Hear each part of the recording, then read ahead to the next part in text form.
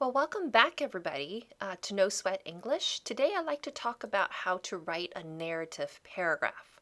My name is Carol Wright. I'll be your teacher for the day. If you haven't subscribed, please subscribe and hit the bell so that every time a video becomes available, you'll be notified. So today's topic is how to write a narrative paragraph. A narrative paragraph is basically a story. You're telling a story of something that happened, and you write a paragraph about it. So I want to talk about how to do that today. So let's get started. Today you'll learn how to write a strong topic sentence with a controlling idea.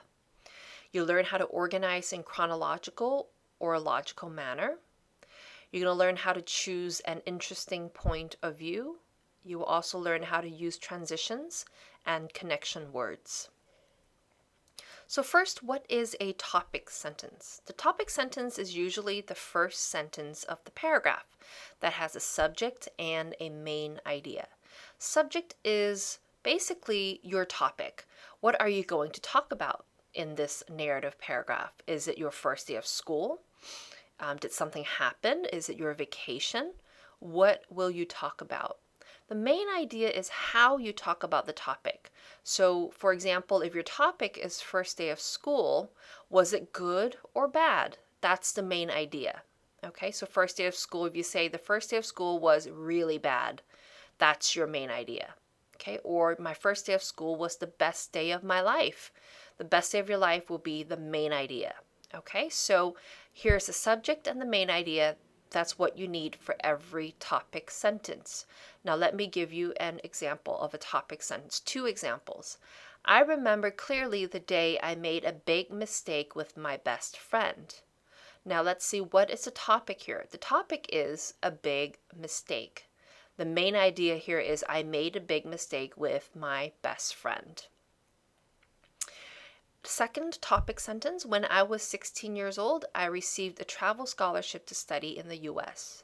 Your topic here is travel scholarship, and your main idea is a travel scholarship to study in the US. Okay, so again, I want to show you that the main idea, of course, includes the topic, and your topic sentence is your topic plus your main idea, what you're going to talk about and how you're going to talk about it. Okay, so that's the topic sentence. Now let's look at the organization of your narrative paragraph. The way you write about your information has to follow a logical order. Logical means in an order that makes sense. So if you're telling a story, is usually time order, right? What happened first, then what happened after that, and then next, right? So usually the organization for a narrative paragraph is going to be time order. The grammar that you probably use, or the verb tense, is probably the past tense to talk about what happened then. And maybe you switch tense to present tense to talk about how you feel now about the past, okay? It is possible to write the whole thing in past tense, that's no problem, but sometimes you might switch back to present tense to talk about the past. That's up to you, and we'll see how we do that in an example paragraph in just a few minutes. When you're writing a narrative paragraph, you also need to decide on the point of view. Point of view meaning from which perspective, from which view are you writing from? Are you going to write with I, or are you going to write with he or she, talking outside of yourself? So who are you when you write about this narrative paragraph? Are you writing about your own experience? Then you're probably going to use I, which is more personal. Are you writing about your friends or parents or other people's experience? Then you can use he or she. That's more outside of yourself, which is not as personal, not as close to yourself. Okay. Now I want to make a point here. I know some students might say that their teacher has told them not to use I in writing, in formal writing, but it's actually okay to use I if you're writing narrative paragraph because you're writing an experience maybe from yourself. So I is actually acceptable if you're writing a narrative paragraph. All right.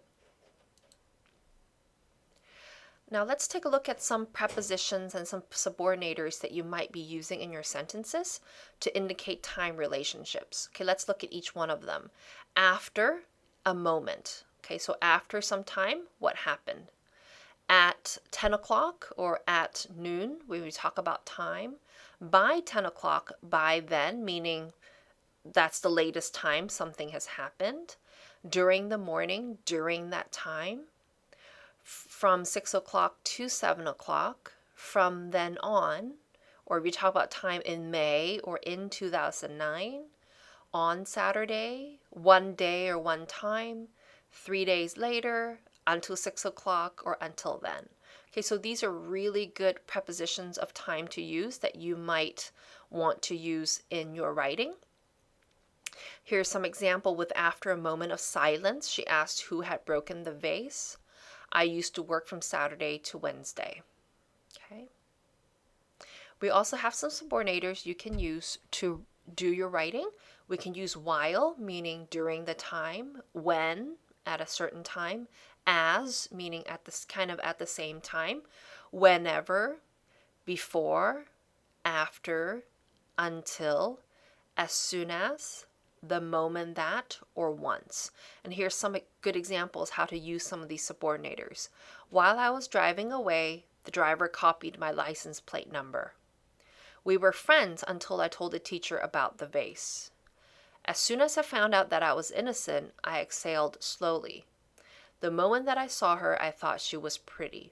Okay, so this is a very useful chart that I suggest you take a picture of or keep it with you so that when you're doing your narrative writing, you can take it out and use that. There are other transition words to indicate order for a narrative paragraph. You can use these transition words: first, second, next, later, then, last, finally, and now. So here are some examples. First, I called my friend. Then I turned on the radio. Okay, so this is to indicate the order. First you did this, then you did that. First he wanted to know if anyone was hurt. Later he scolded me. I was looking for a good place to take a photo. Next, a man ran at me and grabbed my camera. Okay, so you can use these words to show order of your sentences. Now let's look at an example of a narrative paragraph. I've highlighted for you the different parts in this paragraph. First in blue is the topic sentence as well as the concluding sentence. So each good narrative paragraph will have a topic sentence and a concluding sentence. Now the topic sentence and the concluding sentence are like partners. Think of them as like a hamburger, the first piece of the bun and the last piece of the bun. You need both of them to make a good hamburger. All right, so here's my topic sentence. When I was 16 years old, I received a travel scholarship to study in the US.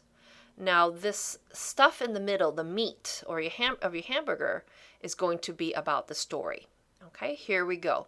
It was an incredible opportunity. I had always wanted to go to the US. When I received the scholarship in the mail, I quickly told my mother and father, and they were very happy for me.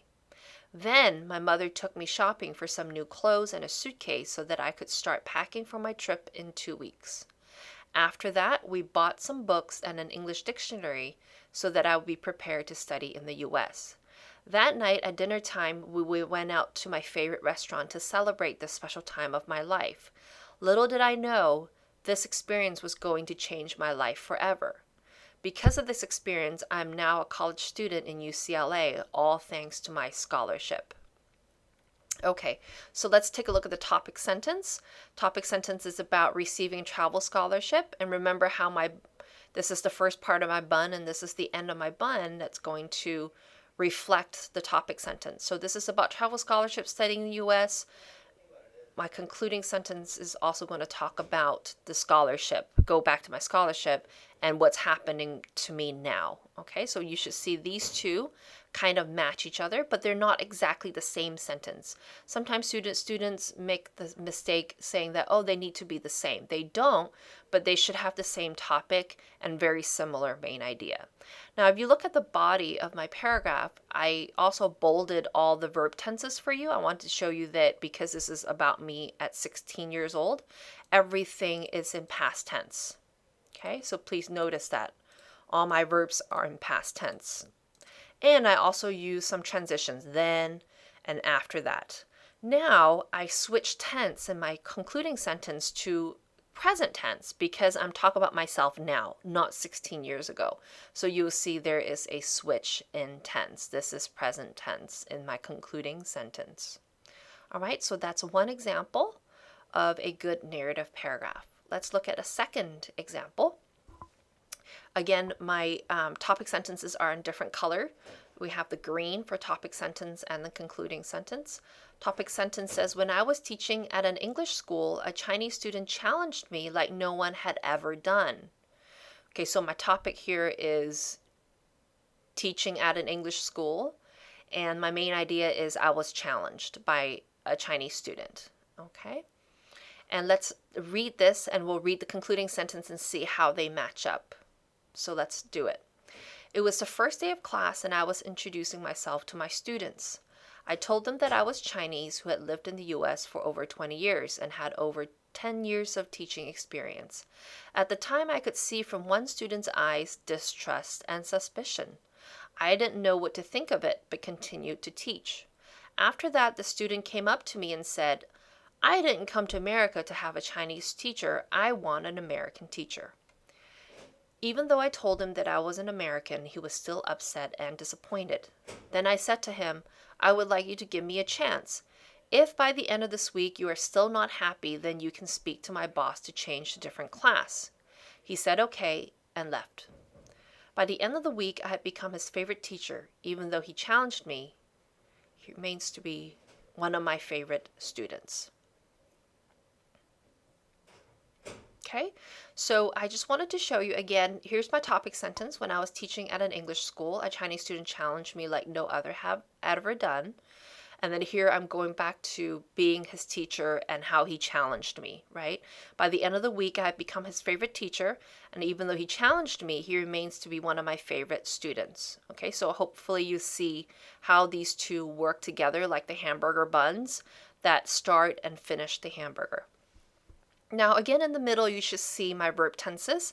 They're mostly in past tense, except for in the conversation, the student said, I didn't come to America to have a Chinese teacher. So he already came, so he's going to use didn't, and he tells me what he wants at the time. So I'm going to use present tense in the conversation. I want an American teacher. Okay. And in my conversation to him, I said, I would like you to give me a chance. If by the end of the week you are still not happy, then you can speak to my boss to change to a different class. Here I changed to present tense because I'm talking to him at the time, and I'm using quotation mark, meaning at that time I'm speaking to him about the present. Okay, so therefore I have present tense. Then again, I change back in the concluding sentence. I had become his favorite teacher at the time. Even though he challenged me, he already challenged me, so it's past tense. He remains to be one of my favorite students. He's still one of my favorite students today. So remains, because it continues to be true, it's going to be in present tense.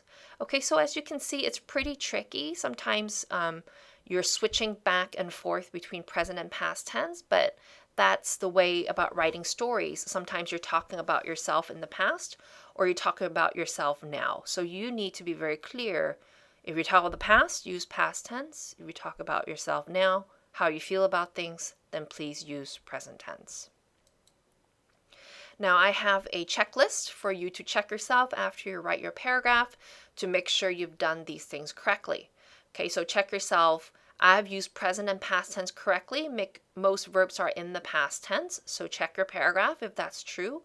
I have used a correct form of irregular past tense verbs. Remember those tricky past tense that don't add ed, right? Teach and taught, see and saw, making sure you use the right irregular past verb tense. My subjects and verbs agree, right? If you have he, she, it, you put an S for present tense, right? He sees, she sees, I see, right? If you have subject verb needs to agree. I have used prepositions of time correctly. Prepositions of time are these ones. Did you use them correctly? In, use with month, on, use with day, at, use for time. I have correctly punctuated sentence with subordinators such as before, after, when, and while. So if you go back to subordinators, when you have the sentence starts with these words, you're going to have a comma. If this clause comes after, there's no comma. Okay, so you can see, for example, while I was driving away, comma, when this comes first, there's a comma.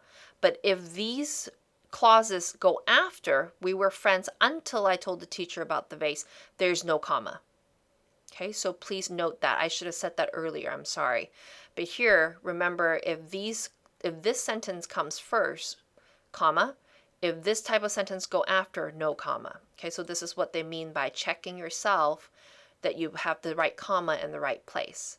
My sentences begin with a capital letter and end with a period. Okay, all your sentences start with a big letter and end with a period. And I use spell check to make sure that there are no spelling errors. So checking your spelling as well. All right, so that's it for today. Hopefully I was helpful in teaching you how to write a narrative paragraph. Again, if you have any questions or you'd like to see more lessons or you have suggestions for me, please comment in my YouTube video so that I know what to do next, and I'll be happy to make a video just for you if I have a request. All right, so until next time, I'll see you later. Please subscribe. Bye-bye.